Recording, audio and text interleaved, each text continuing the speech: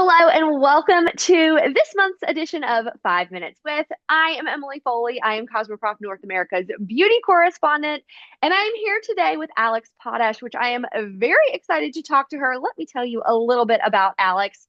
She's the founder of Forgotten Skincare. Alex created the brand while working in healthcare marketing, and she noticed tons of people searching online for solutions for dark underarms, but only finding harsh products that missed the mark. So the name of the brand speaks to those forgotten problems we all have but never talk about.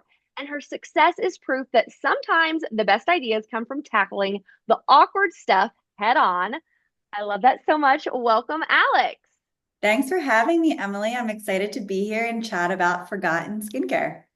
I am too. And we have had so many conversations with each other and seen each other at different Cosmoprof shows, but I don't know if we've ever gotten this down and dirty and meaty into your story. So I'm excited to hear more. Yeah, me too. Yeah, totally. We've definitely always crossed paths at the shows and have known each other for years now. And I exhibited there last year, and it was such a wonderful experience.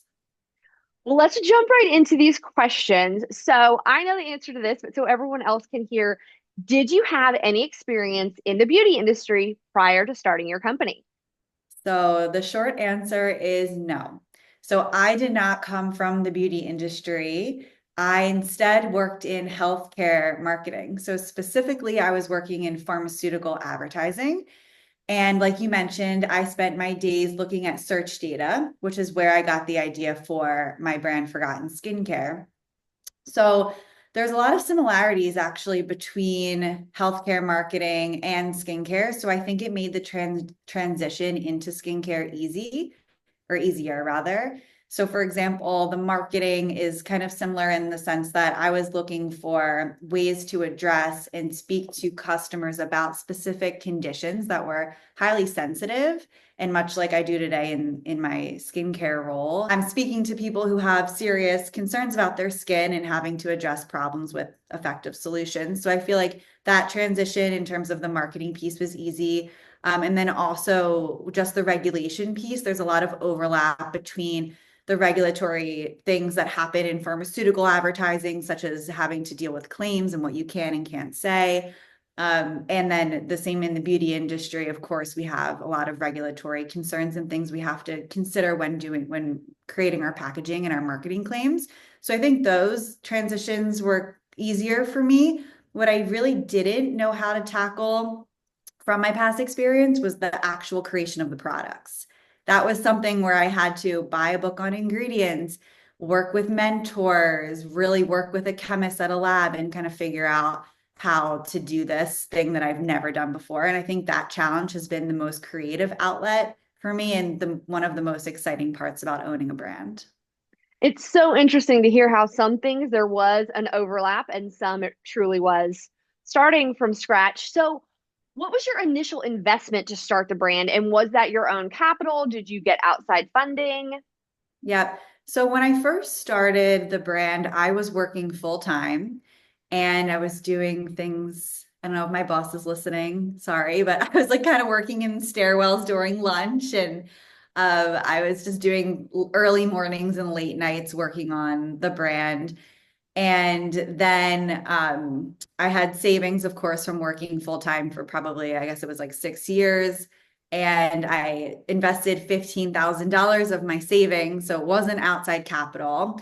And I invested that to purchase inventory, buy the Shopify membership, build the website, which I actually did myself. And then really I put a lot of it into the advertising in the beginning. So I didn't have any outside capital. And even when I started the business for the first half of basically for the first year, I was consulting on the side while doing it. So I really didn't take it full time until probably a year and a half into the business when I started generating revenue. And I felt like, okay, I can pay myself a little bit and there seems to be some traction here. So I didn't just quit my job without having any proof of concept.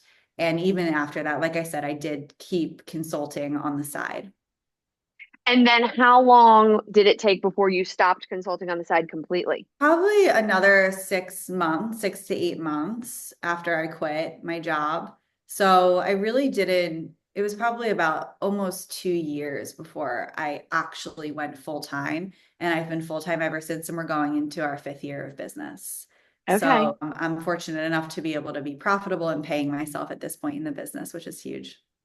Huge. Literally every entrepreneur's goal. Congratulations. That's Thank amazing. you. Thank you. So, despite how saturated the beauty shelves are, and so often people have options for any product that they're looking at, any issue they may have, they have so many options for sort of meeting that need. But there really isn't much competition out there for your products. What do you attribute that to? When I started Forgotten Skincare, this was the whole point of our brand because I went into the search data and I found that there were hundreds of thousands of searches for dark underarms, but there was nothing out there that met consumers where they were at. So to your point, there was really no competition. So there were some products here and there. They weren't really brands that I felt like led with empathy for this very sensitive skin concern. So I knew there was a gap there that I could help fill. But also a lot of these products had harsh ingredients like synthetic fragrance, hydroquinone, which I don't know if you're familiar with it, but it's commonly prescribed for melasma or hyperpigmentation. And the more melanin that you have in your skin, and the longer you use this ingredient that's often prescribed, it can actually lead to permanent skin damage. So a lot of the beauty industry is focused on trends, focused on things that can go viral, and maybe overlooking some of these common concerns that are just not often discussed because they're not out there and people are voicing them as a major concern. So I feel like for those reasons, maybe it was just overlooked at the time. Now I am starting to see more well-known brands come into the mix. So, for example, Dove is coming out with products for your underarms that are more focused on skincare and wellness. So we are seeing that shift, but I still think Forgotten Skincare is differentiated by the fact that we're not just like a deodorant company. We're not just addressing those underarm concerns, but we're looking at like the holistic approach of how can we take care of our body and destigmatize some of these concerns. And then the other thing I wanted to mention was that we're a woman-owned brand, so I think we bring a different perspective to these concerns. A lot of these big companies are not led by women who can empathize in a different way and speak directly to our customers from a different perspective. So I feel like that's a huge point of differentiation for us and how we continue to bring that forth in our messaging. What has been your social media strategy? And can you give specific examples of how it has been successful? But then also, is there anything that really has not been successful that you have had to pivot away from that you can share? Oh, definitely. So social media has always been one of our main marketing strategies and specifically organic social media. So we use Instagram as a way to showcase the brand, but also provide educational and informational content. We've identified that our customers are very analytical. They're not very interested in the trends or the memes. So to your point or to your question about what hasn't worked, definitely that. We're not really jumping on the viral trends and the memes just to try to gain traction on social, focusing more on kind of like a slow and steady approach to just providing fun and engaging, but mostly informational and educational content. And then to your question about what has worked, before and afters and showing the results, that is the main thing that's worked for us. It's also been one of the most challenging things because it is a sensitive concern. It's not so easy to get those results from real customers. It allows me to go in and connect directly with my customers because what's worked the best in trying to get those before and afters is when I send emails directly to a customer and say, hey, I've seen you purchase our product 10 times. Can we talk about maybe you giving me some feedback and providing some of those images? And usually when I do get a response, it turns into a phone call or it turns into a Zoom conversation. And that fuels me. And also it validates what we're doing and that we're actually helping people feel more confident in their skin. That is incredible. Now, are you handling your social media completely? I have a social media manager. We work very closely together. She fully manages our social accounts and our email marketing. and she's just fantastic. And she's really helped the brand grow on those channels. I used to manage the channel. I think that that's really been a big challenge for me in the past, is just finding the right person to trust with our social media, because it is such an integral part to Forgotten Skincare and what we do. So finally, I feel like we've found the right person. She's been with us for almost 2 years now. And yeah, she's never allowed to leave. That's amazing. Now, how did you find her? What was that process? Did you put out a job Mm, description that you were looking for something, word of mouth? How'd you find her? So I found her through, actually, I think she was doing UGC. And at one point, something else that hadn't worked for us, we were doing a lot of gifting through this platform. It was called Grin. I don't know if it's still around, but it's basically a software that helps manage influencers, or maybe just UGC creators, or maybe both, I forget. But anyway, I think she was a UGC creator just starting out, and we just really liked each other and got along, and I liked her ideas, and then the role kind of just grew as she grew her business. So So that's very how organic.